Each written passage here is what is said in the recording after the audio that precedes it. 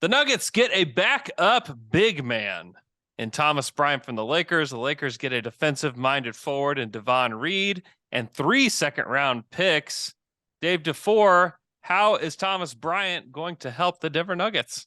Finally, the Denver Nuggets have a high-quality backup for Nikola Jokic. Listen, this team falls apart when he goes to the bench. Like, we already know the numbers. The plus-minus tells the story explicitly. And now they have a guy that can at least keep them treading water on the offensive end. He's an okay defender. You know, he lost a step coming back from the ACL, but I think he's had a really nice season with some spurts that have been excellent. I mean, this guy is a starting caliber big, and now he's going to be backing up, you know, one of the best players in the league and one of the best centers of all time. So this is a huge move for Denver. This has taken them years. I mean, they've gone through every iteration of backup big. They even had DeAndre Jordan, who's still on the team, you know, the vibes guy, but he is not getting it done.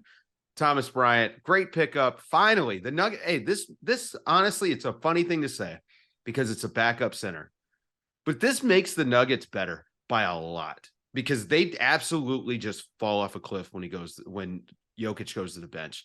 So they may not make another move. They may not need to make another move. This is really like the thing that is their biggest weakness.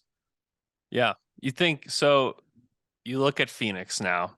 Like, Denver was the team before late last night. Wow. And now what happened? Phoenix is the team now. Is this like you say it's enough? Sure. Is this enough like in a playoff series? Is Thomas Bryant a guy that's going to make any sort of difference in a playoff series? I mean, Jokic is going to play 42 out of 48 minutes in a playoff series, but they could lose those 6 minutes that he has to go to the bench by 40. And I think that this makes it so maybe they only lose it by 10 in a series against Phoenix. You know, Thomas Bryant is just a high quality guy who is going to give them good minutes. But you're right. It doesn't raise their ceiling, but it raises their floor. So at their worst, they got better. On their worst nights, they're going to be a little bit better. On their best nights, Nikola Jokic is getting it done, and the backup center role doesn't really matter all that much. So it may not move them back into pole position if we're looking at, you know, just our gut feeling on power rankings. Yeah. But it does make them a better team overall. So we'll have to see. I mean, you know, Kevin Durant might not be a plug and play. No, I can't even finish that thought that he might not be a plug and play fit in Phoenix. He's going to rule there, and they're going to have to find a way to guard that. And now that's the one thing. If Denver's going to go out and do more, I want to see them pick up a good defensive wing. There's just not a lot of them. I mean, Matisse Thybulle just goes to Portland, and that's a guy that actually would have worked for them because they don't need the offense. But Thomas Bryant's a great pickup.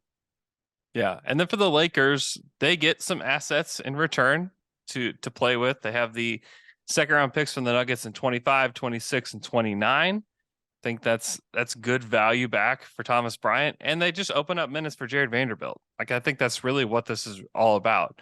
It's like they just acquired this kind of switchy big. It's hard to say he's a center, or it's hard to say he's a power forward. Like, he's just a big man that's going to come in, and he can soak up a lot of minutes. And the Lakers need his energy. Like, they need somebody to come in and give them some juice off the bench. And so I think this is a fine move for the Lakers. They could possibly use these second round picks today in order to get better. And if they don't, like, stashing second round picks from another team is always a good practice for a contender. Because you look around today, how many second round picks are being passed around on trade deadline day? That's right. A ton.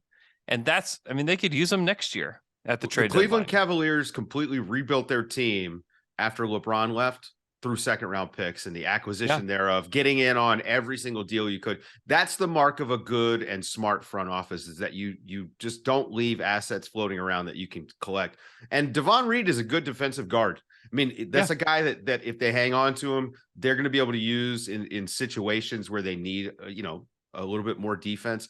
And the reports were that Thomas Bryant wasn't necessarily happy with his role since AD came back. But also, the Lakers weren't going to be able to keep him anyway. He had outperformed his contract. He's going to get a good deal this summer. So this is a proactive move from the Lakers as well. And that's the way they need to operate. You know, it's funny. We talk a lot about win now versus build for the future. And the Lakers don't have that luxury. They have to win now, but now is the next 18 months. It's not just, 4 months from now. And I think by making some of these moves ahead of the summer, this is not a championship team right now. And maybe you can land a big fish to really help push you over the top this year, but likely not. So making a move now to get this guy off your books and get those seconds, frankly, for nothing. Mm-hmm. That's a great move. I mean, the Lakers front office has had a good couple of days finally.